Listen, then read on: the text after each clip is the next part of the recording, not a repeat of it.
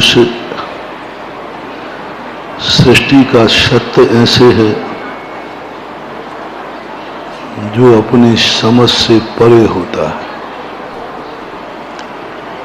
कुछ महापुरुषों की क्रियाएं ऐसी हैं जो सामान्य जन के लिए आश्चर्यकारी लगती हैं।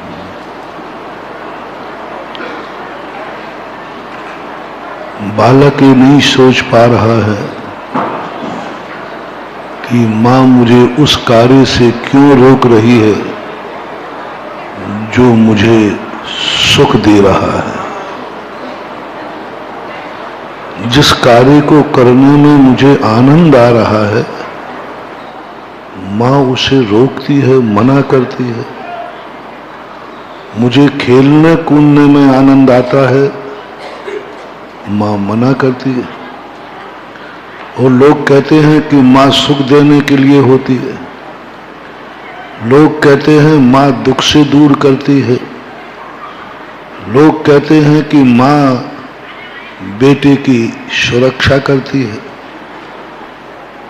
कभी मां बेटे को दुख नहीं देती, सुख ही देती है।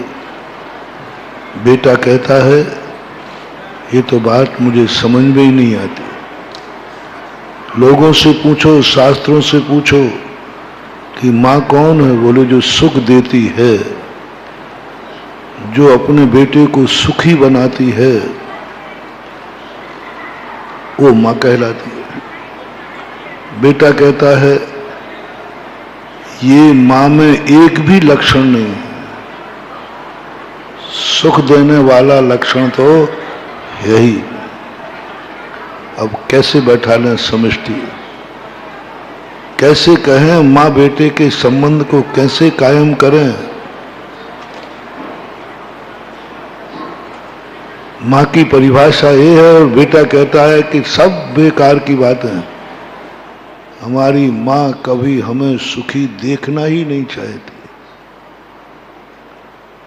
हमेशा उल्टा काम बताएगी। जिसमें मेरा मन नहीं लगता, जिस कार्य को करने में मुझे दुख होता है, वही खिलाएगी जो मुझे पसंद नहीं है। वो तो खाने ही नहीं देगी जो मुझे अच्छा लगता है। अब उससे कहो कि माँ सुखी बनाने के लिए, बच्चा घृणा करने लग जाता है शास्त्रों से, माँ से। सब बेकार की बात है। संसार में यदि सबसे ज्यादा कोई दुख देने वाली है तो बेटा कहता है माँ है। सबसे ज्यादा दुख देती है, क्योंकि आप सबकी कहानी है, क्योंकि आप सबकी माँ थी कि नहीं थी। तुमने माँ को कभी अच्छा माना ही नहीं। हर बेटा माँ को दुश्मन मानता है। बेटा एक ही बात कहता है, इस संसार में सबसे पहला यदि मेरा कोई दुश्मन है तो वह माँ है। क्योंकि कुछ भी नहीं कर देती। सबसे ज्यादा कौन टोकती है? कौन टोकती है? माँ। सबसे ज्यादा कौन खेलने कूदने से रोकती है? और बेटा कहता मुझे खेलना कूदना अच्छा लगा, खेलने ही कूदने नहीं देती। मुझे मिट्टी अच्छी लगती है, खाने नहीं देती। वो खिलाएगी जो मेरे गले में नहीं उतरे। वह कार्य करने को बड़े पढ़ने बैठ, अरे पढ़ने तो मुझे बाप ने नहीं पढ़ा, मैं क्या पढ़ूं। कई बच्चे तो कह देते हैं बोला जब मेरा बाप ने ही नहीं पढ़ पाया तो मैं क्या पढ़ूं। अब पढ़ने की कहती है, और बच्चे के पढ़ने में प्राण निकलते हैं, दुख होता है। अब वो इस प्रैक्टिकल को देख करके अनुभव में लाता है कि कैसे कहूं कि माँ सुख देने वाली है, ये तो दुख ही दुख दे रही है, उल्टा कार्य कर रही है। माँ बेटे का सामंजस्य नहीं बैठ पा रहा है, पर बैठेगा। उस समय तक बैठोगे जब तक तुम माँ के हाथ से निकल जाओगे और माँ तुम्हारे हाथ से चली जाएगी। बैठा लोगे तो सामंजस्य तो बैठेगा, लेकिन जब तक तुम मां के हाथ से निकल चुके होगे, मां के अधिकार क्षेत्र से बाहर चले गए होगे, तुम अपने जीवन को आंसुओं के साथ जीवन व्यतीत कर रहे होगे। और जब समझोगे जब मां भी चली जाएगी, मां अपना अधिकार खो बैठेगी। अधिकार पूरे जिंदगी भर के लिए नहीं मिलते, कुछ अधिकार ऐसे होते हैं जो टेम्पररी होते हैं, टेम्पररी होते हैं। उसके बाद धीरे धीरे माँ बेटे के अधिकार धीरे धीरे खत्म होते जाते हैं। जैसे जैसे बेटा बड़ा होता जाता है, माँ का अधिकार क्षेत्र और कर्तव्य कम होते जाते हैं, कर्तव्य भी कम हो जाता है। और विवाह के बाद तो सबसे ज्यादा अधिकार माँ का प्रायः खत्म ही जैसा समझो, क्योंकि तुम उसकी किसी बात को मानने को तैयार होते। और ये सामंजस्य बैठाना है हमें शुरुआत में। ये तो मैं एक तुम्हें उदाहरण दे रहा था। यही स्थिति हो रही है हमारे धर्म की माँ की, जिनवाणी माँ की, और हमारी तुम्हारी। हम तुम सब बेटे हैं एक जिनवाणी माँ के। कहते हैं कि जिनवाणी सुख देती है, बहुत सुख देती है। देशयामी समीचीनम धर्मम कर्म निभरणम संसार दुखता शत्वान यो धरति उत्तमे शुके। पूज्यवर समंतभद्र महाराज कहते हैं, मैं वो जिनवाणी तुम्हें सुनाऊंगा जो तुम्हें सर्वोत्तम सुख देने वाली। जिनवाणी सुख देने वाली है, लोगों को समझ में नहीं आता। संसार में सबसे ज्यादा दुख देने वाली कोई है तो वह है जिनवाणी। पग पग पर दुख, कुछ करने नहीं देती। संसारी प्राणी को जो चीज अच्छी लगती है बस उसी पर रोक लगा देती, ये नहीं खाएगा। बोलो तुम्हें क्या क्या अच्छा लगता है? जो जो अच्छा लगता है बस इसी का नियम करो, त्याग करो। जो जो चीजें आप देख लीजिए, आपको पंचेंद्रिय के विषय अच्छे लगते हैं, देव साहब जिनवाणी कहती मत खा ये विष है, विष। आप बोलो तो बोले अच्छे तो लग रहे हैं, कह रहे विष मिश्रित पकवान, ये और कह दिया है। अब बोलो कौन माने जिनवाणी की बातों को, और कौन माने कि जिनवाणी हमें सुख देती है। संसार सारा धर्म को, धर्म की ऋचाओं को, धर्म की वाणी को व्यर्थ मानता है, दुखदाई मानता है। सारे संसार के 90% लोग सच्ची वाणी को दुखदाई मानते हैं। 90% कह रहा हूं, पूरा विश्व भरा पड़ा है। सारी मनुष्य, पशु तो मानते ही हैं, मनुष्य भी मानते हैं। और गजब तो जब है जब मनुष्यों में भी सर्वश्रेष्ठ मनुष्य जैनी भी जिनवाणी को दुखदाई मानते हैं। जैनी भी, आज भी जैनी जिनवाणी को दुखदाई मानते हैं। उनसे कहो जिनवाणी में जो लिखा है सब सुख का कारण है, सुखी बनाती है। तुम्हारा मन कहता है हमें तो आज तक समझ में नहीं आई ये बात। वही मार्ग बताएगी जो हमें दुखदाई है। पंचेंद्रिय के विषय छोड़ो। अब बताओ कैसे छोड़ो? वही तो अच्छे, वही तो अच्छे।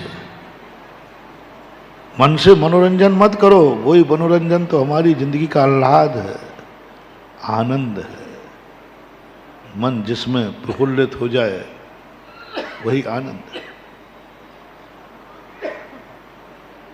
अब देखिए, मन प्रफुल्लित हो जाए, आंखें वही तो है जिसमें रूप रंग दिखे, स्मार्ट, ब्यूटीफुल। और उसी समय कहा जिनवाणी, क्या देख रहा है, आंख झुका ले। अब लो, सब मजाक करकरा कर दिया ना। जिसको देखने में आनंद आ रहा था वही जिनवाणी ने टोक दिया, क्या देख रहा है, आंख नीची कर। अब काय की सुख देने वाली है, मजा और करकरा मजा करकरा कर दिया ना। सुनने वाली जिन राग रंग की बातें सुनने में कानों में अच्छा लगता था, बहुत अच्छा लगता है संसारी प्राणी को, उन्हीं को मना कर दी। क्या सुन रहा है, क्या सुन रहा है, बंद कर, बंद कर। आपके घरों में होता है, बच्चा कोई ऐसे वैसे गाने सुनता है, माँ सुन रहे तो क्या सुन रहा है, बंद करो। बच्चा कहते आ गई ये दुश्मन। जब वो कोई गाना सुन रहा हो ना और उस समय मम्मी पापा आ जाए तो बच्चा ये नहीं मानता मम्मी पापा आ गए। कौन आ गए, ये आ गए दुश्मन, अब मेरे आनंद में दखल। और बड़े बहुत बुरे भाव से वो टीवी बंद करता है, करना पड़ेगा क्योंकि गाना ही ऐसा था, वो गाना ही ऐसा था। और उसी समय मम्मी पापा आ गए, बंद करना पड़ा या माँ ने बंद करा दिया, उसकी फीलिंग अच्छी नहीं हुई। ऐसे ही जिनवाणी ने कहा, हमें जो कुछ अच्छा लग रहा था, खाने में अच्छा लग रहा था, बस जिनवाणी ने क्या खा रहा है, मत खाए, ये नहीं खाना। जो अच्छा लगता वो मना कर देती है, और जो अच्छा नहीं लगता बोले हाँ ये तो खूब खा ले, भर पेट भर के खा ले। अब क्या खाऊं, कहाँ से सुख दे रही है ये जिनवाणी, कहाँ से सुख दे रही है ये जन्मदात्री माता। बालक के हर क्रिया में बाधक है माँ, और संसारी व्यक्ति की हर मौज मस्ती में बाधक है जिनवाणी माँ। हर मौज मस्ती में जितने तुम पाप करते हो, दुख के लिए करते हो कि मौज मस्ती के लिए करते हो, बोलो। जितने भी पाप करते हो, जुआ खेलते हो मौज मस्ती के लिए, शराब पियोगे मौज मस्ती के लिए, गुटखा खाओगे, बोलो मौज मस्ती। मैंने तो पूरे साथ उठा के देख लिए, जितने संसारी प्राणी के मौज मस्ती के कार्य हैं, जिसमें इसको आनंद आता है, वह जिनवाणी वहीं जाके बैठ जाती है। ये नहीं करना, लोगों को घृणा हो जाती है, शास्त्रों से घृणा हो जाती है। कई लोग महाराजों से दूर भागते हैं, मुनि विरोधी नहीं,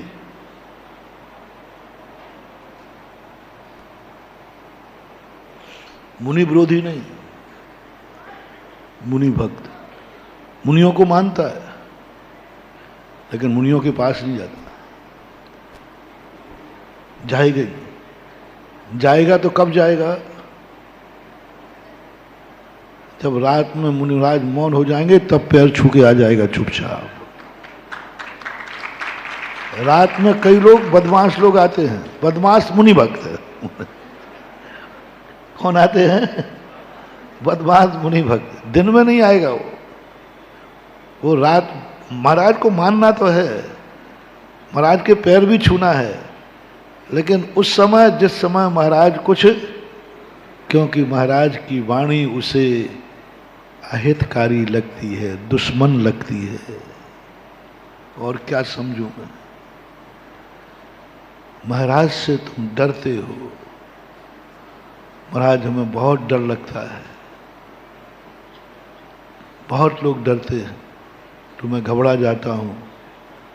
अरे डरा तो डाकू से जाता है, डाकू से डरा जाता है, साधु तो मां के समान होता है, जिसकी गोदी में आने के बाद सारे डर खत्म हो जाते हैं।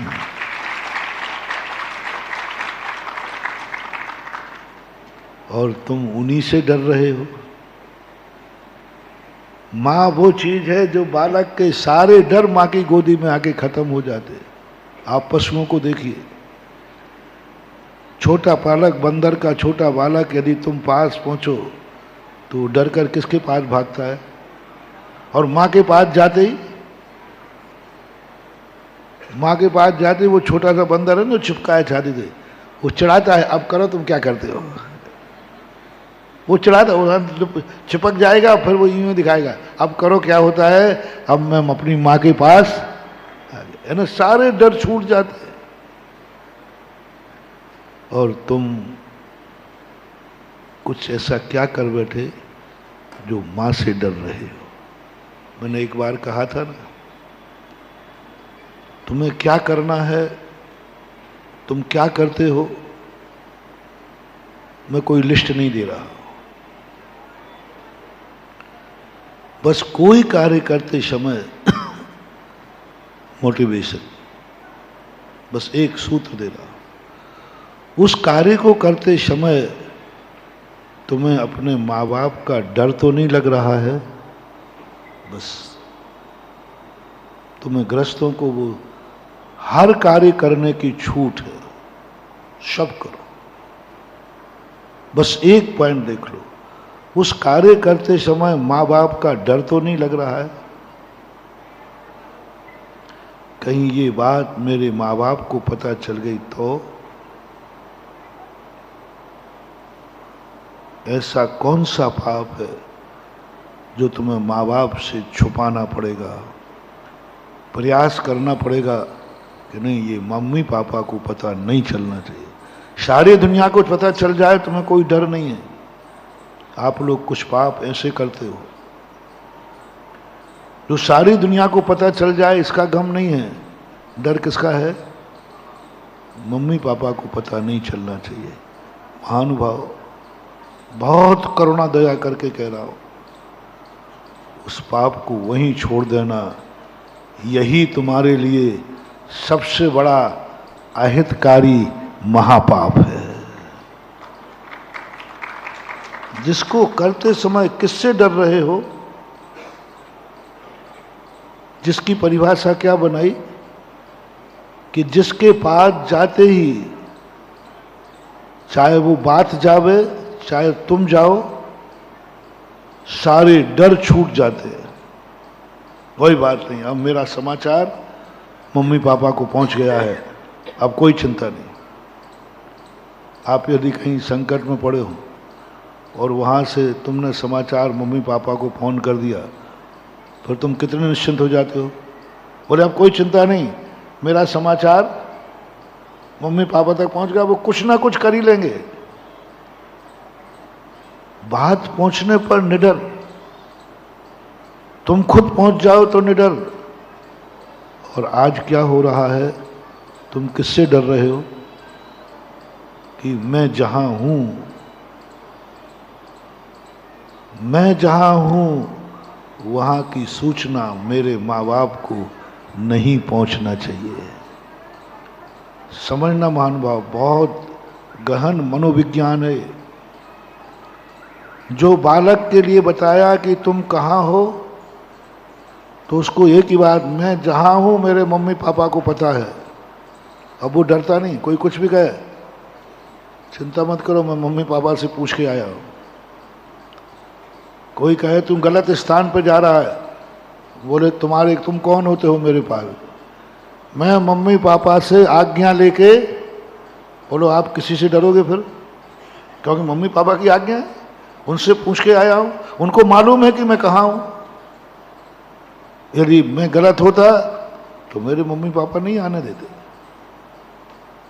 इतनी निडरता का जो माँ बाप तुम्हारे साधन है, ऐसा क्या कर रहे हो तुम, ऐसे कहाँ बैठे हो तुम, ऐसा किसके साथ हो तुम, ऐसा क्या देख रहे हो तुम, ऐसा क्या खा रहे हो तुम, ऐसा क्या सुन रहे हो तुम, जो तुम्हारी आत्मा मम्मी पापा से डर रही है। मेरा यह समाचार मम्मी पापा को पता न चल जाए। बहुत बड़ा थर्मामीटर दे रहे हैं। आप शास्त्रों का स्वाध्याय नहीं करते, आप कहते महाराज हमें समझ में नहीं आते शास्त्र, ये बड़ी बड़ी बातें समझ में नहीं आती शास्त्र। मैं ज़्यादा शास्त्रों को समझाते ही नहीं, क्योंकि हमारे लिए तो शास्त्र तुम ही हो।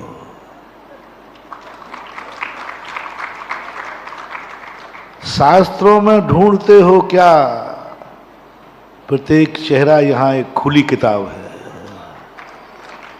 शास्त्रों में क्या लिखा है? शास्त्रों में हमारी तुम्हारी कहानी,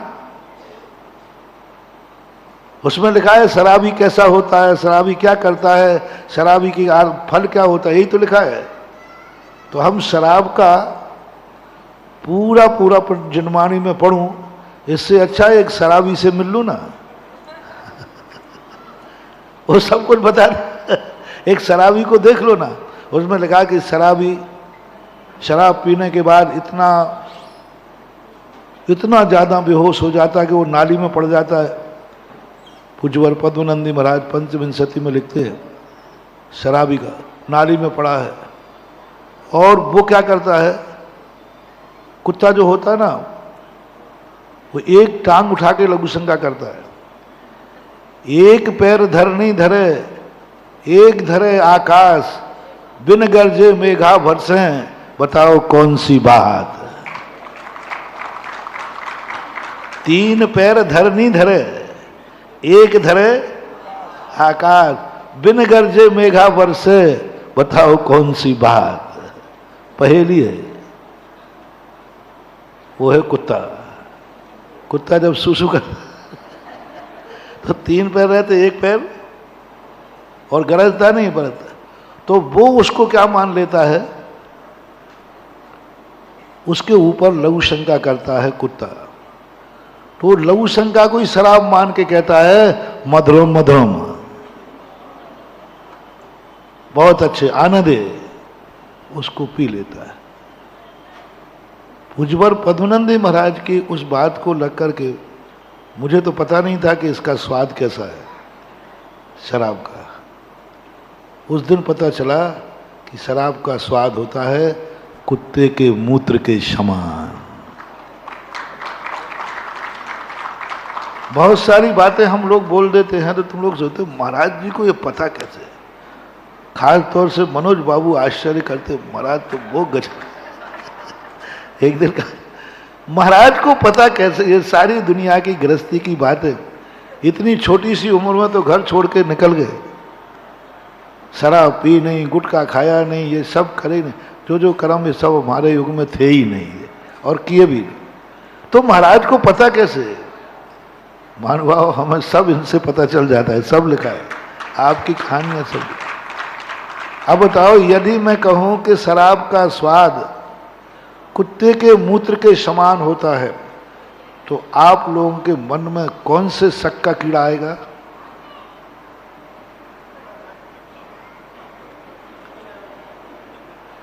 कि महाराज ने कभी ना कभी तो अन्यथा इतना गारंटेड बता रहा है कि कुत्ते के मूत्र के समान इसका स्वाद होता है। नहीं, हमारे आचार्य अवध ज्ञानी थे, हमारे भगवान सर्वज्ञ थे, उन्होंने बिना छुए बिना ग्रहण किए हर वस्तु का स्वाद बता दे। एक रसना इंद्री का स्वाद होता है, एक रिद्धि होती है, जो यहां बैठे बैठे कितने किलोमीटर दूर वस्तु किस स्वाद की रखी है मुनिराज बता देंगे। उसका किलोमीटर लिखा है, रसना इंद्री का क्षेत्र रिद्धि से कितने किलोमीटर, मान लीजिए यहां से चक्रवर्ती और मुनि महाराज का 100-150 किलोमीटर दूर कोई वस्तु रखी है और कहा, बोले महाराज जी उस वस्तु का किस स्वाद वाली है, किस गंध वाली है, किस कलर वाली है, वो यहां बैठे बैठे उसका स्वाद बता देंगे, स्वाद बता देंगे, वर्ण बता देंगे, स्पर्श बता देंगे, गर्म ठंडी का। ये रिद्धियां हमारे मुनिराजों को होती थी, उसके माध्यम से जान करके वो लिखते हैं कि ऐसा होता है। अब बोलो इसको पढ़ने के लिए हमें पहले संस्कृत पढ़ना पड़ेगी। किसको पढ़ने के लिए? शराब का क्या स्वाद है, क्या परिणाम है, इसके लिए पहले हमें संस्कृत पढ़ें, क्योंकि सारे शास्त्र किसमें है? प्राकृत भाषा में। और हम पहले व्याकरण पढ़ें, तब तो वो श्लोक समझ में आए। फिर हमें कोर्स रटना पड़ेगा कि इसका अर्थ क्या है। ये सब पढ़ने के लिए हमें 16 साल लगेंगे। 16 साल अच्छी तरह पढ़ेंगे, तब हम उस ग्रंथ में शराब का स्वरूप क्या है तब पढ़ पाएंगे। कितने साल में? समझना क्या है आपको?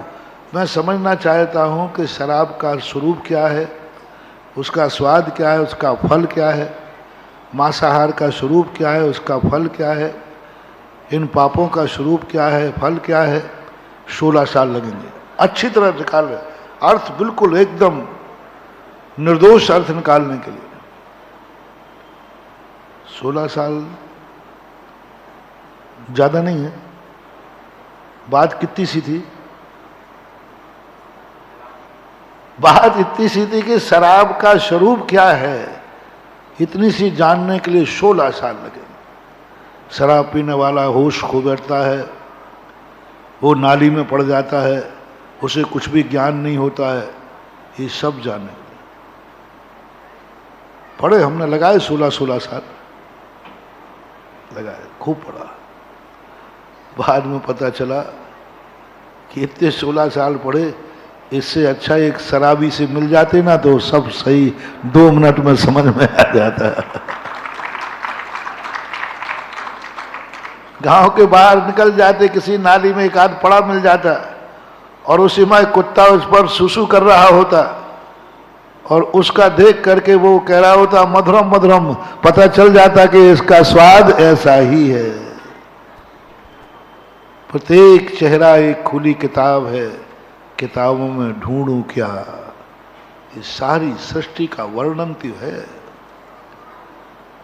हम भगवान का वर्णन पढ़ते हैं शास्त्रों में कि भगवान कैसा होता है, भगवान कैसा होता है, भगवान कैसा होता है। 16 साल लगेंगे। काय को चक्कर में पड़ते हो? सीधा उठो, नहाओ धो और सीधे भगवान से मिलने आ जाओ ना, 2 मिनट में समझ में आ जाएगा। क्या बात है मानवा। वो त्रियंच जो ना प्रवचन सुनता है, ना कभी शास्त्र पढ़ता है, और जिनेंद्र भगवान की मूर्ति को देखकर सम्यक दृष्टि हो जाता है। सम्यक दृष्टि, तत्व ज्ञान प्रकट। अब हम मुनिराज को पूछते हैं गुरु का स्वरूप क्या है। ये कंजाइश लोग शास्त्र में मरते हैं गुरुओं का स्वरूप देखने। गुरु कैसे होते हैं, गुरु के कितने 28 मूल गुण होते हैं, गुरु की चर्या कैसी होती है, गुरु कैसे 24 घंटे की चर्या पढ़ पढ़ करके भरे जा रहे हैं। काय को चक्कर में पड़ते हो? सीधा एक मुनि महाराज के पास चले जाओ ना, सब सामने दिख जाएगा। एक मुनिराज की चर्या देख लो, सारी चर्या दिख जाएगी,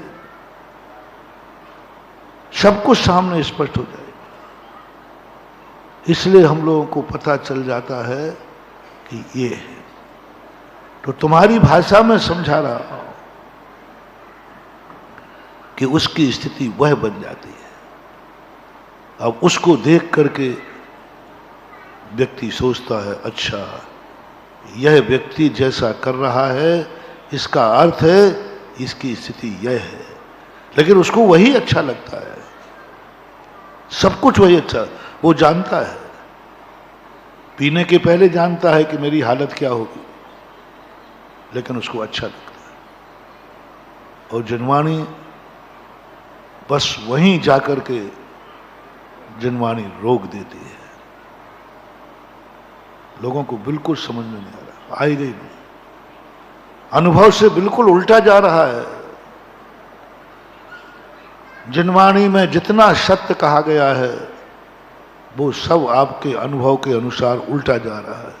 इसलिए आपका श्रद्धान नहीं जमता, न जनवाणी पर, न गुरुओं की वाणी पर, न किसी पर, जम ही नहीं रहा। जनवाणी कहती है कि तुम कभी मरते नहीं हो। अब बोलो, सामने साक्षात शेर आ रहा है, बोले बैठा रहे, आत्मा अजर अमर अविनाशी है। अरे यहां प्राण ले रहा है, वो कह रहे अजर अमर अविनाशी। यहां प्राण निकल रहे हैं और वो कह रहे अजर अमर अविनाशी है। बोले आत्मा अजर अमर अविनाशी है और इधर मर रहा हूं। आत्मा दुखी नहीं होता है, यहां दुखी हो रहा हूं।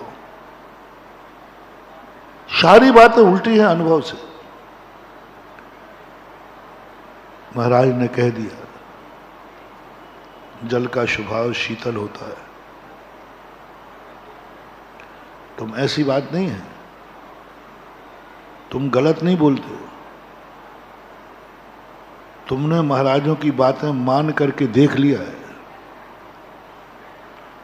तुमने मम्मी पापा की बातें मान के देख लिया है। तुमने भी शास्त्रों की बातें मान के देख लिया है। तुम्हें कुछ भी सुख नजर नहीं आया, तब तुम कहने लगे हो सब बेकार की बात। दो प्रकार के लोग हैं। एक तो अनुभव से कह लेते हैं कि भाई महाराज जो कह रहे हैं, शास्त्र जो कह रहे हैं, माँ बाप जो कह रहे हैं, वो सब बिल्कुल उल्टा है। मुझे जिस चीज में सुख नजर आ रहा है वे उसको दुख बता रहे हैं, और जो कार्य करने के लिए वो कह रहे हैं उसमें दुख नजर आ रहा है, हमें समझ में नहीं आती। दूसरे कहते हैं चलो एक बार मान के तो देख लेते, सैंपल। दूसरे लोग थोड़े साहस करते, देखो भाई बड़े लोग हैं, मम्मी पापा हैं, महाराज हैं, चलो एक बार अपन मान के देख लेते। तो तुमने मान लिया, मानने के बाद तुम्हें सुख नहीं मिला, दुखी मिला, तुम दुखी हुए हो। इनमें से जितने जैनी हैं ये धर्म मान करके, सुख को धर्म मानकर आए थे कि मैं सुखी होऊंगा, ये दुखी हुए और दुखी हुए। जितना जितना धर्म करते गए दुखी होते गए। और बुलाया किस लिए गया था? बुलाया किस लिए गया था? क्या लोभ दे के बुलाया था? देशयामी समीचीनम धर्मम कर्म वर्णम संसार दुखता शत्वान यो धरति उत्तम सुखे। आओ मैं तुम्हें उत्तम सुख में ले जाऊंगा। क्या खा के ले जाओगे? जब से धर्म किया है दुखी दुखा रहा है। जो सुख था वो भी और चला गया। जो पंच इंद्रियों का सुख था वो भी चला गया, आत्मा का सुख आया नहीं। जो इंद्रिय सुख था वो भी छूट गया, आत्मा का सुख आया नहीं। जो मन का मनोरंजन था वो भी छूट गया, निरंजन का सुख आया नहीं। बहुत बड़ी विडंबना, आया नहीं, लौट गए, लौट गए। बौद्ध, बनारसी दास, कितने साधु बन करके, साधु बनते हैं क्योंकि जब साधुओं की महिमा पानी में मुंह शास्त्रों में पढ़ते ना तो मुंह में पानी आ जाता है। शास्त्रों की महिमा पढ़ते हैं कि मुनि पर ऐसा है, लोग उस पढ़ करके बन जाते हैं, मुनि बन जाते हैं। और वहां जाकर के जब भोजन करते करते, खाने ने भी नहीं देता ये सुख धर्म, भोजन करते करते ये आ गया बालचंद, मुंह का गिलास बाहर निकाल। अरे मुंह का तो खा लूं जो मुंह में पहुंच गया, नहीं वो भी बाहर निकाल। काहे का सुख है? काहे का सुख है? दो हमने ऐसे ऐसे मुनि महाराजों को देखा, महानुभाव, जो ये कहते पाए गए मैंने दीक्षा लेकर गलती कर दी, दीक्षा लेकर गलती कर दी, मैंने मुनि पद लेकर गलती कर दी। अब क्या करें? मेरे से पूछते हैं, मेरे पास खुद आए, बोले महाराज जी अब मैं क्या करूं? बोले यहाँ तो कोई सुख नजर आता नहीं, आप मुझे समझाने की चेष्टा मत करना, मैं बहुत समझ चुका हूँ, बहुत समझ चुका हूँ, मुझे समझाना मत, मुझे तो उपाय बताओ मैं क्या करूं। लौट के जाऊं तो लोग भ्रष्ट कहेंगे, माँ बाप ही स्वीकार नहीं करेंगे और कहेंगे तूने मेरी नाक कटा दी, पहले कहा था मत जा, अब लौट के आ गया। बोलो महानुभाव, आपके परिवार का व्यक्ति कोई साधु त्यागी वृत्ति बन के लौटे तो इज्जत का काम है कि बेइज्जती का? सब परिवार वालों तो लौटूं तो भ्रष्ट हो जाऊं और मुनि पद पर रहूं तो कुछ आनंद आ नहीं रहा है। यही तो हुआ था भगवान ऋषभदेव के समय। 4000 साधु ऋषभदेव की देखा सीखी साधु बन गए, कुछ आनंद आया नहीं। अब वो कहते हैं कि यदि मैं लौट के जाऊं तो भरत मारेगा कि तुम पिताजी को अकेला छोड़ के कैसे आ गए। लौट के जाऊं तो भरत चक्रवर्ती मारेगा और साधु रहूं तो यहां मैं मरूंगा, वहां जाऊं तो वो मार डालेगा और खाने पीने नहीं मिला तो मर जाऊंगा, क्या करें। जंगलों में भटक गए, छाल झरनों का पानी फल फूल खाने लगे। ऐसे ही बहुत सारे मुनि महाराज होते हैं जो घर लौट नहीं पाते, मुनि पद का आनंद आता नहीं, घृणा हो जाती उनको, बदमाश हो जाते हैं, प्रतिक्रमण में मन नहीं लगता, सामायिक में मन नहीं लगता, सब दिखावटी हो जाता है, कुछ नहीं आ रहा, क्यों आ ही नहीं रहा ना। आप लोग भी बहुत सारे ग्रस्तों को मैंने देखा है, धर्म करने के बाद घृणा, जिन्होंने धर्म का स्वाद चखा नहीं उनकी चर्चा नहीं कर रहा हूं, क्योंकि वो व्यक्ति तो यहां मेरी सभा में है ही नहीं, और लाइव भी सुन रहे हैं तो वो नहीं सुन रहे हैं जिन्होंने धर्म को चखा ही नहीं। पशु नहीं सुन रहे, निगोदिया नहीं सुन रहे, विकलत्र नहीं सुन रहे, मनुष्य सुन रहे हैं, और उनमें से सबसे ज्यादा जैनी सुन रहे हैं। उन जैनियों की बात कर रहा हूं जो जैन धर्म से के आनंद से दूर है, उनको नहीं कर, समझ में नहीं आ रहा, मुझे समझ में नहीं आ रहा है। शास्त्रों में कहा है, महाराज कह रहे हैं इसमें भी कोई सुख है, मैंने करके देख लिया, बरसों पूजा की है मैंने, बरसों अभिषेक किया है मैंने, करोड़ों मालाएं फेरी हैं मैंने खूब त्याग व्रत नियम लेके देख लिए, 10-10 उपवास किए हैं मैंने, खूब व्रत किए, रविवार कर लिए मैंने 9 साल के, 10 साल के 10 लाख, पता नहीं सब गिना जो को अपराध कर चुका हूं। आप ज्यादा समझाने की चेष्टा मत करो, अपन कहो ये किया। महाराज जी आप बहुत नए हो, अभी आप धर्म में अभी बहुत नए हो, जो तुम कह रहे हो हमसे कि हम साहब को कहते महाराज जी ये सब मैं कर चुका हूं, कोई मजा नहीं, ये सब बातें आप लोगों की गप हैं, सब कर लिए, कुछ आया ही नहीं। कैसे बैठा लें तुम्हारी पटरी है। जो प्रवचन में मैंने प्रारंभ में कहा था, हर बालक को माँ संसार की सबसे बड़ी दुश्मन लगती है, हर बालक को, और नहीं हो तो आप खुद अनुभव से बताना, झूठ मत बोलना, निर्णय तुम्हें खुद करना है। कभी कभी तुम ऐसा कार्य करते हो ना, जिस करते समय तुम्हें क्या चिंता है, बस मम्मी पापा ना आ जाएं।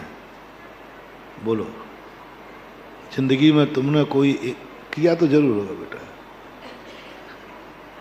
जिसमें किससे डरे होगे, किससे डरे होगे, मम्मी पापा ना जाए, उनको पता नहीं चल जाए, वह पाप निधत्त निकाचित होता है।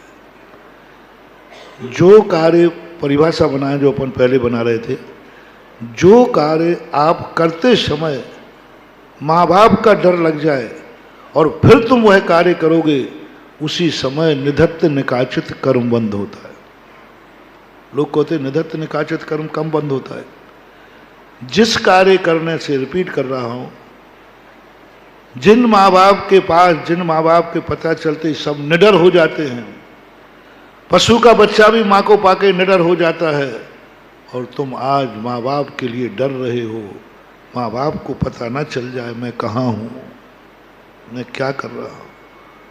बंधुओं, मर जाना, उस स्थान पर मत जाना जिन स्थान पर जाने के लिए माँ बाप का डर लगे, बस और कहीं नहीं करा। तुम्हें जहाँ जाना है वहाँ पर मत आओ मंदिर, मत आओ मंदिर। मैं मंदिर के लिए तुम्हें प्रेरित नहीं करूँगा। मत आओ मंदिर, मत करो पूजा, मत करो अभिषेक, मत आओ मेरे प्रवचन सुनने। बस एक बात बहुत छोटा सा है, वहां मत जाना जहां जाते समय माँ बाप का डर लगे। बस वहां मत जाना, उनसे छुप करके मत जाना। और वहां खूब जाना जहां तुम्हें लगे मम्मी पापा को पता चल जाएगा, अरे मजा आएगा, उनको पता चल जाए तो हमारी और बकत हो जाएगी। अच्छा मेरा बेटा प्रवचन सभा में मिला था। अच्छा ये बताओ, प्रवचन सभा में तुम आगे आने लगे तो तुम्हारे मम्मी पापा को कैसा लगेगा? नहीं नहीं, बुरा लगे तो मत आना भाई। जिनके मम्मी पापा को बुरा लगे, अच्छा ये छोकरा प्रवचन में जाने लगा, ओहो मैंने कौन से पाप किए कि ऐसे छोकरे का बाप बना। और यदि तुम्हें ऐसा लगे कि नहीं महाराज मम्मी पापा को पता चल गया कि मैं प्रवचन सुनने गया, ओहो इतने खुश होंगे, इतने खुश होंगे, वो कहेंगे अच्छा अब कोई बात नहीं, महाराज प्रवचन के चुप, महाराज के प्रवचनों में जाने लगा, ये मंदिर जाने लगा, अभिषेक को जाने लगा। मैंने ऐसे ऐसे शिवरार्थी देखे जिनके माँ बाप कोसते थे कि महाराज मैं निपुता रह जाता तो अच्छा, निपुता रह जाता। यदि कानून का डर नहीं होता तो मैं इस बच्चे की हत्या कर डालता। ऐसे माता पिता मेरे पास आते, महाराज कानून का डर है, आप लोगों का डर है, समाज का डर है, नहीं तो मेरे छोरा छोरी इतनी बेइज्जती कर डाली है, इतनी बेइज्जती कर डाली है कि लगता है कि इनका गला दबा के मार डालूं। बोलो दुनिया में ऐसे बेटे हैं कि नहीं जिनको माँ बाप को मारने का भाव आ सकता है? बोलो ना, हैं बहुत सारे। आगरा में होंगे, आगरा में तो क्या जैनियों में भी होंगे और आगरा में होंगे। जब उनके तुम काले कारनामे सुनते हो तो तुम इज्जत वाले हो, तुम्हारा कुल इज्जत वाला है, और जब उनके कारनामे सुनते हो तो संबंध तुम्हारा ही माना जाएगा ना। तो ऐसे लगता है कि इनको मार डालो, लेकिन कानून का डर, समाज का डर, धर्म का डर और फिर कर्मों का डर, और डर के कारण से अपने क्रोध को, बहुत मौके आते हैं तुम्हारे घर में, तुम्हारे घरों में आते हैं। दुश्मन को मारने की बात नहीं कह रहा हूं, दुश्मन को मारने का नहीं, अपने भाई को मारने का भाव आता है। मार डालूं इस भाई को, बस चले तो। और कह दूं, कई बार बेटों के मन में भाव आता है कि मम्मी पापा को मार डालूं, और मार डालते। हमारे शास्त्र में कहानी बड़ी पड़ी, बेटे के मन में भाव आ गया माँ बाप को मारने का, माँ बाप को बेटे को मारने, पति पत्नी को मारने का भाव आ गया, मार डालते, मार डालते। कितने केस होते हैं, स्त्रियों ने पति को मार दिया और पति ने, अपने लोगों की बात कर रहा हूं, अपने लोगों जो आज तुम्हारे संबंधी हैं, उन्हीं को तुम्हें मारने का भाव आ गया। ऐसा होता है, ऐसी स्थिति बन जाती है। और जब अपनों को मारने और मरने का भाव आ जाए, ऐसे लोग मैं उन लोगों से कहता हूं, एक काम कर दो, मैं गारंटी नहीं दे रहा हूं, लेकिन एग्जाम्पल बहुत है मेरे पास। ऐसा करो, उसको इस बार शिविर में भेज दो। शिविर में ज्यादातर रेफर्ड केस ही आते हैं।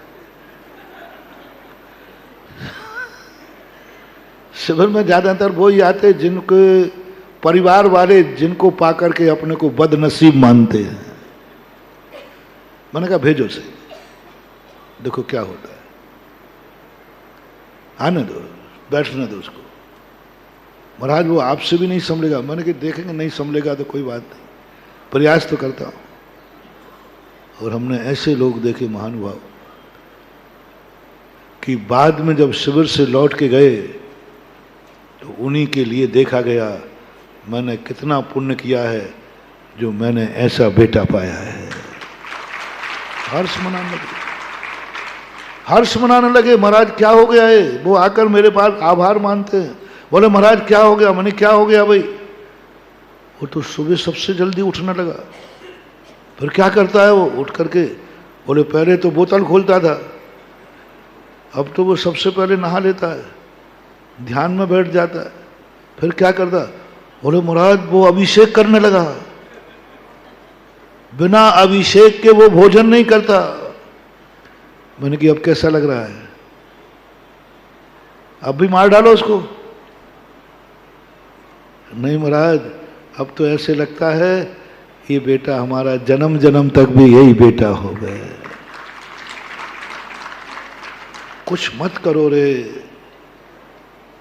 जिनसे तुम्हारे संबंध है उनसे तुमसे संबंध बनाते समय उनको गर्व महसूस होना चाहिए। बस इतना सा कार्य करो। जिनसे तुम्हारा जो संबंध हो, मैं कोई संबंध, कितने सारे संबंध, माँ बाप का, भाई बहन का, पति पत्नी का, समधी का, ब्याई जी का, कुंवर साहब का, जो कुछ भी, मौसा मौसी, फूफा फूफी, जो भी तुम्हारे संबंध है, दोस्त यारी, बस एक मोटिवेशन, जिससे तुमने संबंध बनाया है, तुमसे अभी बाद में करूंगा, तुम्हारी, तुम्हें पाकर के उसको कैसा लग रहा है, तुम्हें पाकर के उसको कैसा लग रहा है। पिता को सोचना है मेरे बेटे को मुझे पाकर के मैं इसका मम्मी पापा हूं, बेटे को कैसा लग रहा है। क्या बेटे को लग रहा है मैंने कितना पुण्य किया जो मुझे ऐसे मम्मी पापा। बस इतना सा जिंदगी में यदि तुमने ये ले लिया तो महानुभाव, लो मैं तुम्हें एक बहुत बड़ा आश्वासन देता हूं, कभी तुम जिंदगी में कई भवों तक अनाथ नहीं बनोगे, क्योंकि तुमने मम्मी पापा को तुम्हें पाकर वो गौरवान्वित हुए थे। गर्व था कि मेरा बेटा ऐसा है, मैं ऐसे बेटे का बाप हूं। बस ये गर्व यदि तुम्हारे पिताजी को, माँ को आ रहा है, जाओ, बहुत सरल सस्ता, तुम कई भवों तक अनाथ नहीं होगे। माँ बाप की छाया तुम्हारे ऊपर सदा बनी रहेगी, क्योंकि तुमने गौरव प्राप्त हुआ था। ऐसा ही हर संबंध, तुम भाई हो किसी के, तुम अपने लिए नहीं कह रहा हूं भी, क्या तुम्हारा भाई तुम्हें पाकर गौरव का अनुभव कर रहा है? क्या गौरव का अनुभव कर रहा है कि मैं वो भाग्यशाली हूं जो मेरा भाई ऐसा है? जाओ, एक दिन तुम्हें ऐसे भाई मिलेंगे जैसे राम लक्ष्मण। एक दिन तुम ऐसे भाइयों के बीच में रहोगे जहां तुम्हारे लिए वनवास राम को होगा और वनवास जाएगा लक्ष्मण साथ में। ऐसा भाई मिलेगा। वनवास किसको हुआ था भैया? और लक्ष्मण को वनवास नहीं था। कैकेयी ने कहा था, लक्ष्मण फनफना रहे थे ना थोड़े, तो कैकेयी ने कहा लक्ष्मण बहुत गुस्से में है, तो मैंने थोड़ी उसको वनवास भेजा, वो क्यों जा रहा है, उससे क्या फर्क पड़ता है? क्योंकि लक्ष्मण से बड़ा भरत था। उसको तो बड़े से ताल्लुक था क्योंकि बड़ा राजगद्दी पे बैठेगा, लक्ष्मण से कोई मतलब नहीं। ऐसा भाई मिलेगा महानुभाव, कांटा तुम्हें लगेगा, आंसू भाई को आएगा। तुम मूर्छित हो जाओगे और तुम्हारी मूर्छा में भाई प्राण त्याग देगा। तुम बेहोश होगे, रामचंद्र जी जैसे भाई अपने मरने को तैयार। कैसे मिलते हैं ये भाई, कैसे मिलते हैं ऐसे भाई? आज तक तो हम ये देखते हैं दो भाई की तरह जन्मते हैं और दो भाई दुश्मन की तरह मरते हैं, दुश्मन की तरह जीते हैं। जन्मे कैसे थे? भाई की तरह, बड़े प्रेम था इनमें। छोटे बच्चों में देखना, भाई को थोड़ा छेड़ के देखना, दूसरा भाई लड़ने आ जाता है, बड़ा प्रेम था। जैसे जैसे बड़े होते गए दोनों भाई दुश्मन बनते गए और दुश्मन बन के मरे। क्यों होता है ऐसा?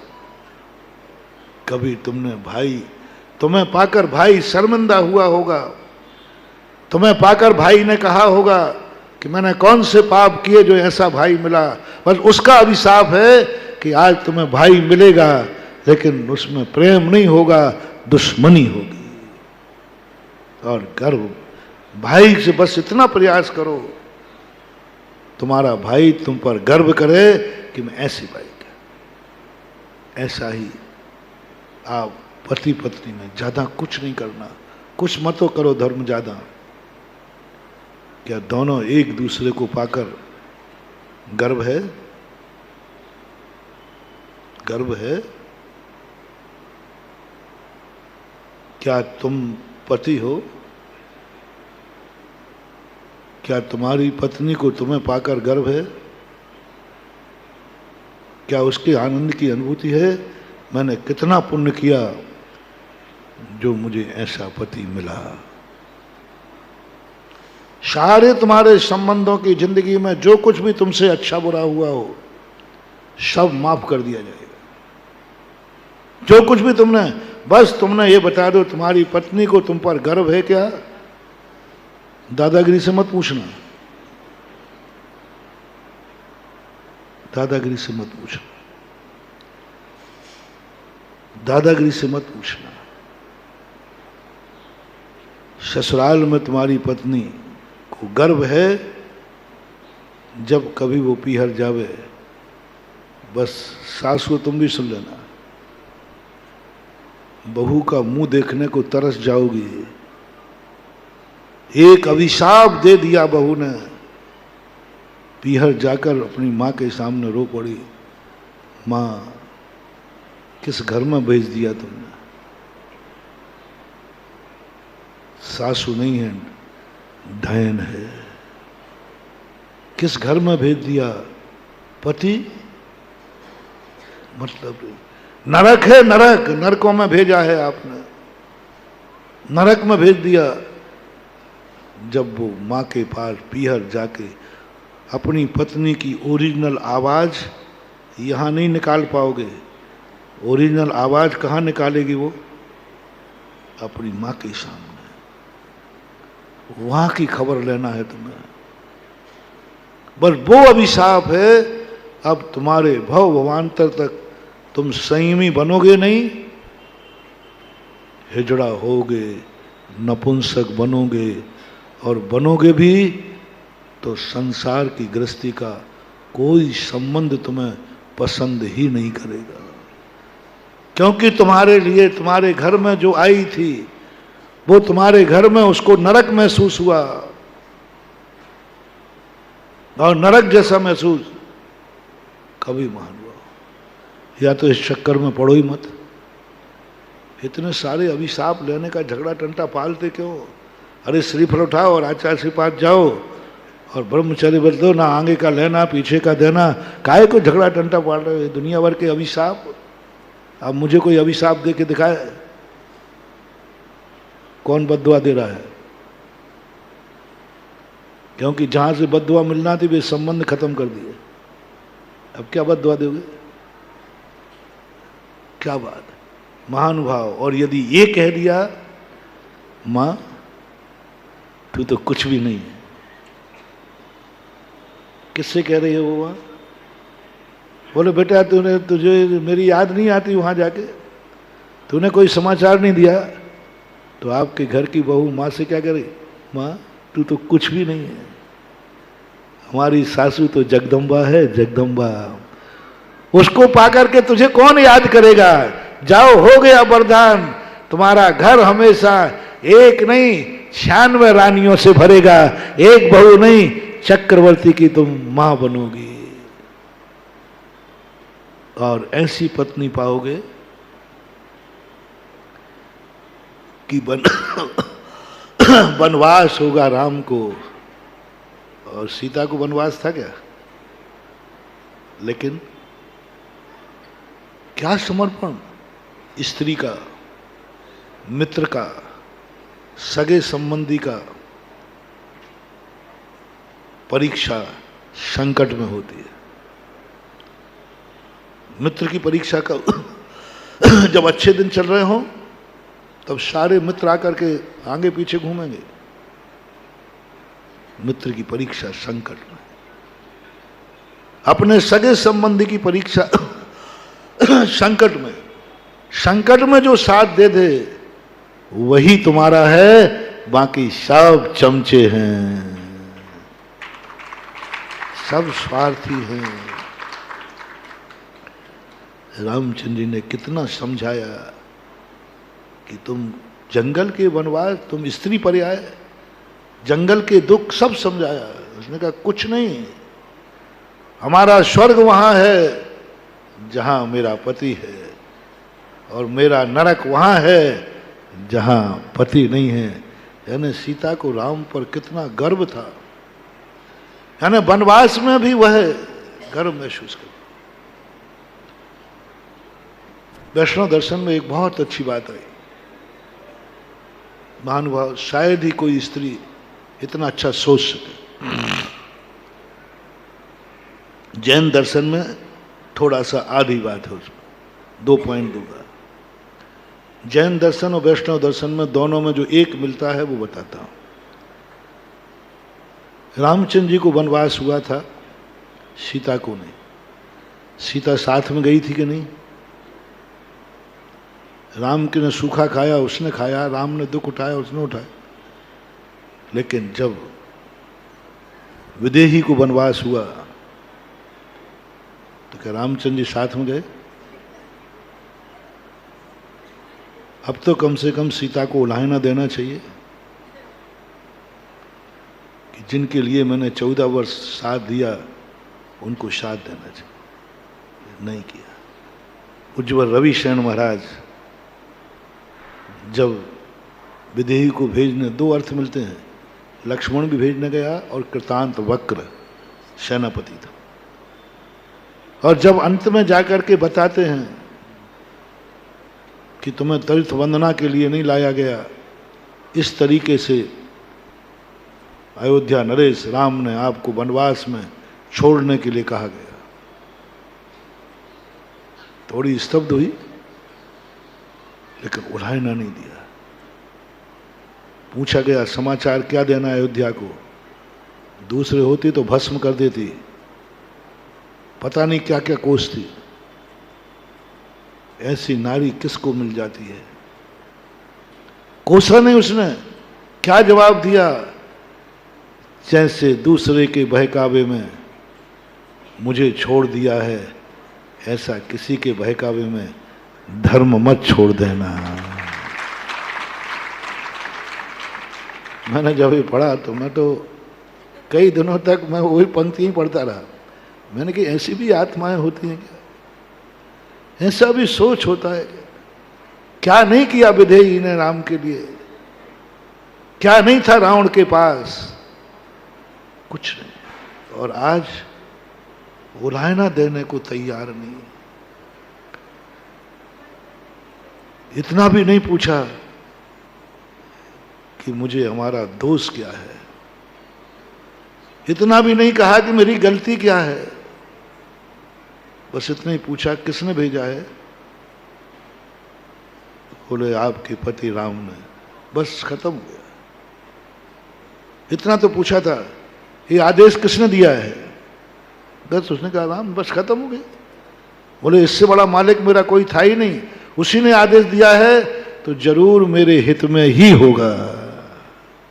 एक बार भी पूरा जितने साल तक वो वनवास में रही, उस पीरियड का जो भी चित्रण ऋषि मनुष्यों ने किया, मैंने सभी रामायण में से उसको खास तौर से पढ़ा।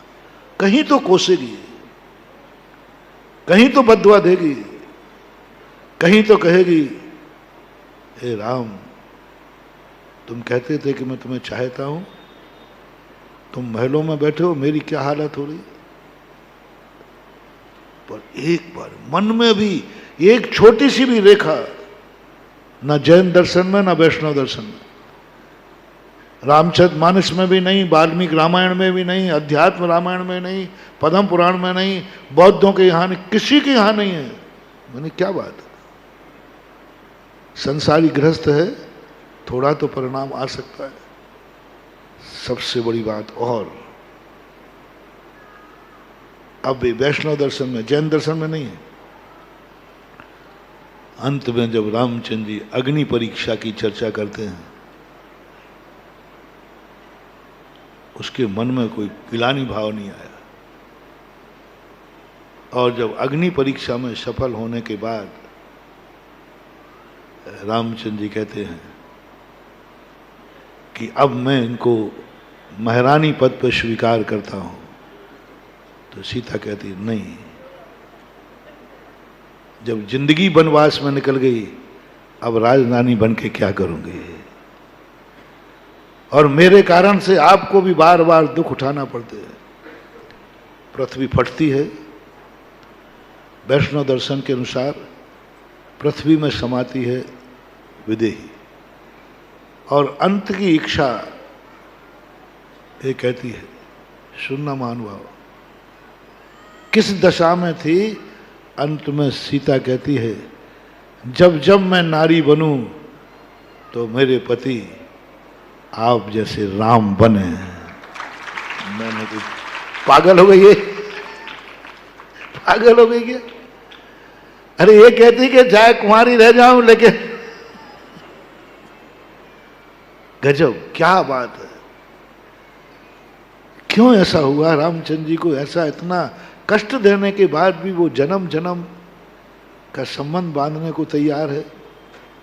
कुछ नहीं मान लो, माता कौशल्या आदि सबको बस कभी कभी आपने, आपकी माताओं ने, आपके परिवार ने पर घर से आई हुई बहू को इतना प्यार किया होगा, इतना सुख दिया होगा कि उसने जाकर पीहर में कहा होगा, ये हमारा पीहर तो कुछ भी नहीं है जो हमारी ससुराल है। वो एक गाना गाते हो आप लोग, ससुराल गेंदा फूल, सुन लेता हूं। उसी पर तुम लोगों ने एक भजन बनाया हमारे पूज्य आचार्य महाराज के ऊपर। तो एक स्थान पर मंगलाचरण में गा रहे थे, तो मैंने कहा भाई ये अच्छी टोन लगी, आचार्य श्री का संग गेंदा फूल, पूरा जोड़ा, बहुत अच्छा जोड़ा था, मुझे याद नहीं है पूरा, बहुत अच्छा जोड़ा था। तो मैंने कहा इतनी अच्छा भजन, इतनी अच्छी लो, किसका भजन है? मैंने पूछा भाई ये भजन किसने बनाया? बोला नहीं महाराज, जोड़ तोड़ के बनाया। मैंने कहा मूल भजन क्या है? अरे मूल भजन जब सुनाया तो उसमें एक एक का नाम, ससुरा कौन है, देवर कौन, बस इतना ही सा अपन याद करें, ससुराल गेंदा फूल। वो जो चीज है, ये प्रशंसा कभी तुम्हारे घर से गई हुई बहू ने अपने पीहर में कही होगी, जाओ महानुभाव, हो गई दुआ, हो गया वरदान, भाव भवांतर तक भी तुम्हें विदेही जैसी नारी तुम्हारे घर को मिलेगी। संबंध जिससे बनाओ उसको कैसा लग रहा है तुम्हें पाकर, तुम उससे पाकर के कैसा लग रहा है वो मैंने नहीं पूछा है, तुम्हें पाकर के सामने वाले को कैसा लग रहा है? तुम्हारा संबंधी कोई रिश्तेदार बना, रिश्तेदार को पाकर तुम्हें कैसा लग रहा है ये नहीं पूछ रहा हूं, तुम्हें पाकर रिश्तेदार को कैसा लग रहा है? क्या उसको गर्व लग रहा है? अरे मजा आ गया, हमें ऐसे ब्याई जी मिले कि हमारा मस्तक ऊंचा उठ गया, तो समझ लेना तुम्हारे संबंध अक्षुण्ण रहेंगे और ये संबंध कभी तुम्हें रुलाएंगे नहीं। तो संबंध बना हो। अब थोड़ा सा तुम्हारे संबंध की बात कर ली, हम भी कोई तुम्हारे हैं कि नहीं? बोलो ना, तुम भी हमारे कोई हो कि नहीं? बोलो ना, भगवान भी तुम्हारा कोई है कि नहीं? तुम भी भगवान के हो कि नहीं? पर बनाओ भगवान से संबंध, बनाओ भगवान से संबंध, भगवान को भी गर्व हो जाए, वाह मुझे धन्य है, मैं ऐसे भक्तों का भगवान हूं।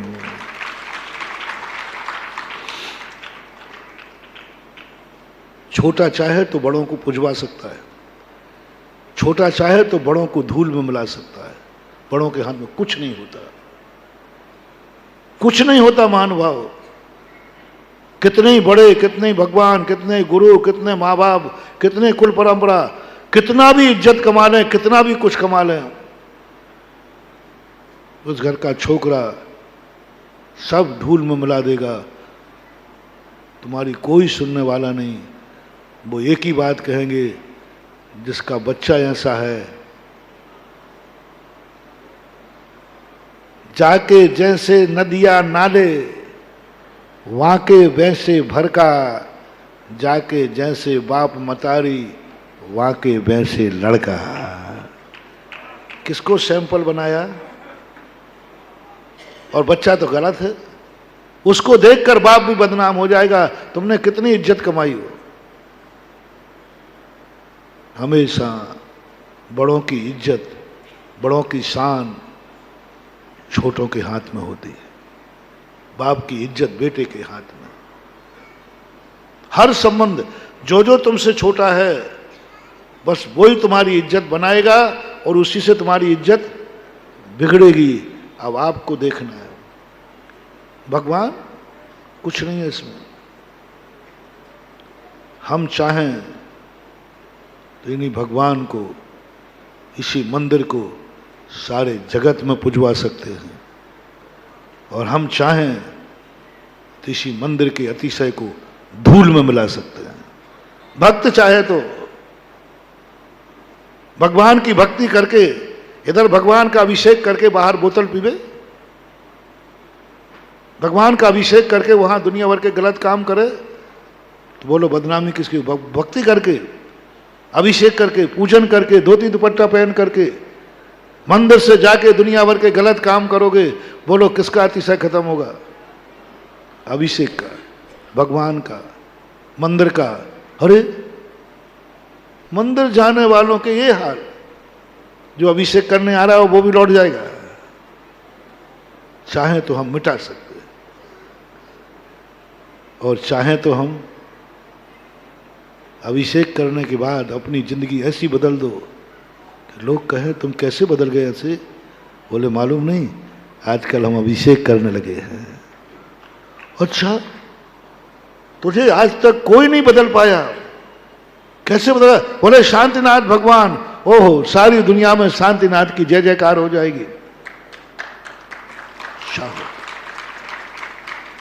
बस तुम्हें एक ही बात ध्यान रखना, क्या तुमने धर्म को पाकर, तुमने मंदिर को पाकर, भगवान को पाकर क्या पाया? तुम्हें भगवान को पाकर गर्व हुआ, हमारा सब कुछ भगवान का है, सब भगवान से मिला। ये कहानी मुझे नहीं सुनना है, मुझे इतना सा सुनना है, तुम्हें पाकर के मंदिर को क्या लाभ हुआ है, तुम्हें पाकर के भगवान को क्या यश मिला है। वे भगवान थे, उसका यश उनको मिला। तुम्हें पाकर के भगवान को क्या यश मिला, तुम्हारे कारण से भगवान की क्या ख्याति बढ़ी, तुम्हारे कारण से भगवान का क्या अतिशय बना, उसकी बात बताओ। तुम्हें देख करके लोग भगवान को धोख दे देवे, कि जिसका भक्त ऐसा है, बोलो आगे, उसका भगवान, बस ये शब्द, बस ये प्रयास कर लो। बहुत छोटा सा मोटिवेशन। दुनिया कहने लगे जिसका भक्त ऐसा है, इसका भगवान कैसा होगा। बस यही गुरु और शिष्य में भी बात है। गुरु को पाकर के तुम भाग्यशाली हो। अभाग्य है मैंने गुरु पाया, मैंने गुरु पाया, मैं गुरु पाया, ये तो बहुत सुन चुका हो, कोई फर्क नहीं पड़ता इससे। ये तो चमचागिरी है, ये तो चमचागिरी है, बटरंगबाजी है। मैं महाराज को पाकर धन हो गया, मैं गुरु को पाकर धन हो गया, ये तो छोकरों की चमचागिरी है, जिससे लोग करते रहते हैं मक्खन पाले से। लो, क्या आपको पाकर के गुरु को गर्व है? क्या गुरु को गर्व है कि मैंने कितना पुण्य किया जो मेरे द्वारा ऐसे शिष्य को दीक्षा दी गई? होता, उनको भी गर्व होता है। अपन ही गर्व नहीं करते, वो भी गर्व करते हैं। और यदि तुम्हें गर्व हो जाए, तुम्हारे गुरु को गर्व हो जाए, जाओ, आज भली छोटे गुरु मिले हों, बीज हो गया, एक दिन तुम्हारे गुरु साक्षात गणधर परमेष्ठी और जिनेन्द्र देव होंगे। क्योंकि तुम्हारी क्रिया, तुम्हारी ख्याति, तुम्हारा यश सुन करके गुरु को एक बार थोड़ा सा गर्व हुआ हो, होता है, उनको गर्व होता है, गर्व होता है। और वो मौका है सही गुरु को गौरवान्वित करने का, वो गर्व को प्राप्त हो जाए। मेरा शिष्य जब वो अपने शिष्यों की प्रभावना सुनते हैं तो अंदर अंदर उनके भी लड्डू फूटते, चिंता मत करना। हाँ, उनके भी लड्डू फूटते संसारी प्राणी कोई, उनको भी अंदर आता, अच्छा किसने, अच्छा अरे वो तो मेरा ही शिष्य है। पर वो ऐसी अनुभूति एक बार गुरु को हो जाए, जाओ एक दिन साक्षात तीर्थंकर परम गुरु होंगे और तुम समोषण में बैठ करके दीक्षा ले रहे हो। ये पाने के तरीके हैं। प्रशंसा करने से कुछ नहीं होता है, पूजा करने से कुछ नहीं होता है। हमारी जिंदगी में नमोकार मंत्र को क्या तुमने कभी गौरवान्वित किया? मालाएं बहुत फेर ली, क्या नमोकार मंत्र को तुमसे क्या मिला? नमोकार मंत्र से तो हमें बहुत मिला है। नमोकार मंत्र को क्या मिला? क्या मिला? अंजन चोर ने दिया सब कुछ, सबको दिया। क्या मिला नमोकार मंत्र को? नमोकार मंत्र की ख्याति बढ़ गई। सिद्ध चक्र मंडल विधान में अतिशय नहीं है। सिद्ध चक्र मंडल विधान से मैना को क्या मिला ये नहीं कह रहा हूं, मैना सुंदरी से सिद्ध चक्र मंडल को क्या मिला? प्रसिद्धि। आज तक उसके पहले भी सिद्ध चक्र था, इतना प्रसिद्ध नहीं था। किसने प्रसिद्ध किया? उस सिद्ध चक्र को महिमा किससे मंडित हुई? सिद्ध चक्र मंडल विधान स्वयं अपनी महिमा इतनी नहीं बना पाया, जो एक भक्तन ने उसकी महिमा ऐसी बना दी कि आज भी लोग, तुमने क्या बनाया? मैंने पूरे व्रत कथा कोश को पढ़ा। व्रत कथा कोश में खूब व्रत किए गए। मैंने कहा इससे तो ठीक नहीं होता, क्योंकि आज भी नहीं हो रहा है। हर व्रत कथा कोश में उसकी कथा लिखी जाती है जिसने वो व्रत करके उस व्रत की महिमा बढ़ाई हो। व्यथा कथा कब बनती है? हर कथा के पीछे व्यथा छुपी है। जितनी कथाएं हैं, बिना व्यथा के कथा होती ही नहीं। जितनी हरिशरण ने पूरा बृहत कथा कोश लिखा, पूरी कथाओं में व्यथा छुपी है, कोई ना कोई व्यथा छुपी है। फिर ये व्यथा कथा कैसे बन गई? कुछ नहीं महानुभाव, जिस जिस क्रिया से, जिस व्रत से, जिस माला से, जिस मंत्र से ऐसी व्यथा दूर की कि सारा जगत उस व्रत की महिमा जान गया, बस उसी पर कथा लिख जाती है। तुमने बहुत व्रत किए हैं, लेकिन तुमसे व्रत को क्या मिला? तुम बहुत मंदिर आ रहे हो, मंदिर को क्या तुम्हें देख करके किसी ने मंदिर आना स्वीकार किया है? तुम्हें देख करके। व्रत का सही रूप वो है, क्या तुम्हारे व्रत को देखकर किसी को व्रत लेने का भाव आया? व्रत पालने में ही मत लगो, ऐसा व्रत पालो कि तुम्हारे व्रत को देखकर किसी को भाव आए, वो कहे मैंने फलाने व्यक्ति को व्रत को देख करके। उद्यापन क्या है? उद्यापन का समापन नहीं, उद्यापन का उद्दीपन। उद्दीपन यानी उस व्रत की शक्ति छुपी हुई थी, उस शक्ति को उद्घाटित कर देने का नाम उद्यापन कहलाता है। छुपी थी वो शक्ति और तुमने पाल करके उसको जला दिया। दुनिया को दिखाओ इस व्रत में क्या शक्ति है। उद्दीपन से उद्यापन बनता है, अपन समापन बोलते हैं। उसकी शक्ति को, छुपी हुई को उद्घाटित कर देना। तुमने कौन से व्रत की शक्ति को उद्दीपित किया है? सब तरफ ही देखना, सब तरफ ही लेना। तुम्हारा मुनि पद वो है जो तुम्हारे पद को देखकर किसी को मुनि बनने का भाव आ जाए।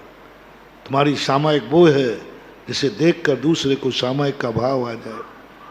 तुम्हारी चर्या जो कुछ भी तुम्हारा है, क्या तुम उसका उद्दीपन कर सकते हो? चाहे अभिषेक हो, चाहे पूजन हो, कुछ भी हो, तुम्हें देख करके सामने वाला उस व्रत की, उस नियम की महिमा समझ जाए, समझ लेना आपका उद्यापन हो गया।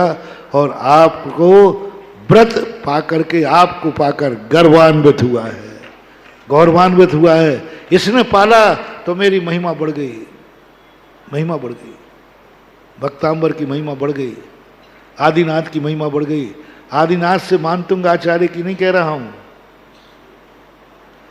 आदिनाथ से मानतुंग आचार्य की महिमा नहीं, उल्टा करो। पूज्यवर मानतुंग आचार्य से भगवान की महिमा बढ़ी है कि नहीं? आदिनाथ को आज सारे जगत में किसने पुजवा दिया?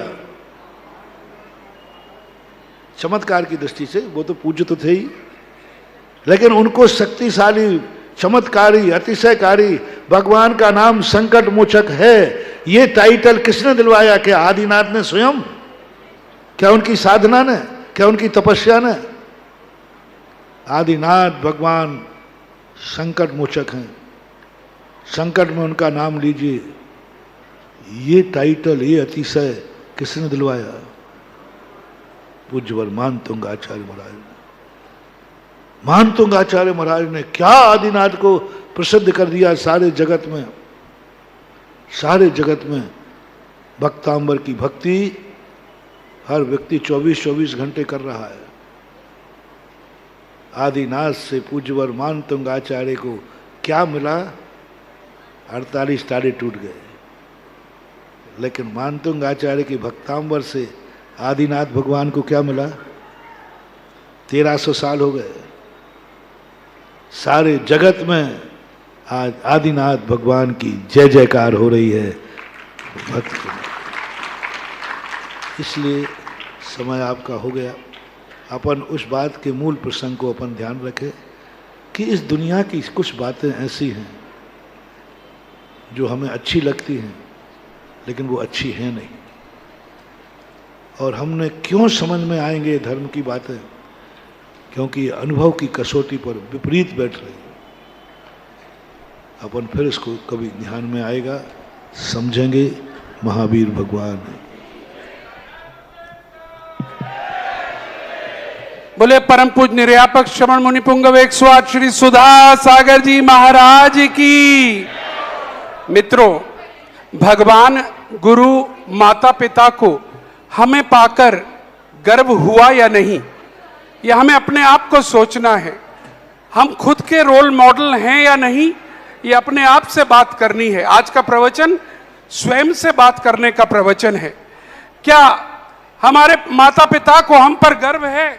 क्या हमारी समाज को हम पर गर्व